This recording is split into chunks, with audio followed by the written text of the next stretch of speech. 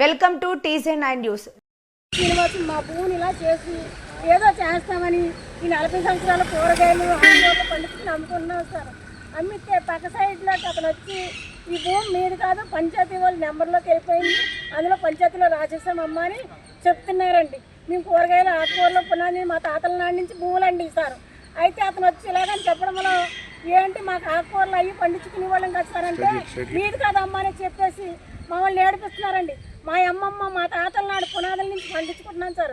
మేము ముగ్గురు అప్పచెల్లెలు, మా అమ్మగారు, ఆ ముగ్గురు మేము అందులోనే కాపురాలు ఎప్పుడు పట్టాం అందులో కాపురించి నివసించున్నాం సార్.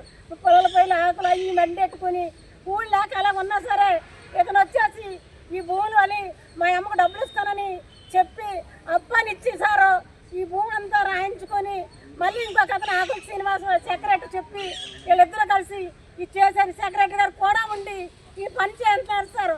మరి దారుణంగా ఇలా చేస్తారు. ఎన్నో ఆస్తులు ఎలా తగలబెట్టి మా భూములు మాకు కాపాడమని అడుగుతున్నాం సార్. అంటే అతను ఏం వినిపించుకోవట్లేదు, ఎక్కడికి వెళ్ళా పట్టించుకోవట్లేదు. మా తలాలు మాకు ఇప్పించమని చేయమన్నా మా పూలు లేదు, ఆ నీళ్ళలో దోవల్లో పడుకొని ఉన్నాం సార్. మాకు న్యాయం చేయమని అడుగుతున్నారు సార్. మరి ఎలా విషయం అంటే ఎన్ని న్యాయాలు చేస్తున్నారు సార్. అలాగే చంద్రబాబు నాయుడు గారికి, ఈ పవన్ కళ్యాణ్ గారికి, ఇలా నారా లోకేష్ గారికి వదిలేలండి. మా తలని మాకు ఇప్పించండి అడుగుతున్నారు సార్. మరి ఎందుకంటే మా పేదల బతుకులు ఎలా చేస్తుంటారు, ఎన్నో తలాలు ఎలా చేస్తారండి, ఎన్నో కోట్ల తలాలు చంపేస్తారు. మా ప్రజల బర్రెలు కొట్టేశారు. ఇలాగా మాకు అన్యాయం చేసండి, మా కూడి గుడ్డ లేకుండా చేసండి. బ్రతికిన వాళ్ళు బ్రతికినివ్వట్లేదు సార్. ఎందుకు సార్ మమ్మల్ని ఏదో కూరగాయలు అమ్ముకుంటున్నాం, ఏదో పట్టు కడుతుంది, ఎందుకు సార్ మమ్మల్ని పట్టులు ఇలా కొడుతున్నారు, ఇలాంటి ఎన్ని దేశాలు కొలబెడుతున్నారు సార్. ఎందుకు సార్ మమ్మల్ని ఇలా అన్యాయం చేసి మా బతుకులతో వాడుకుంటున్నారు సార్.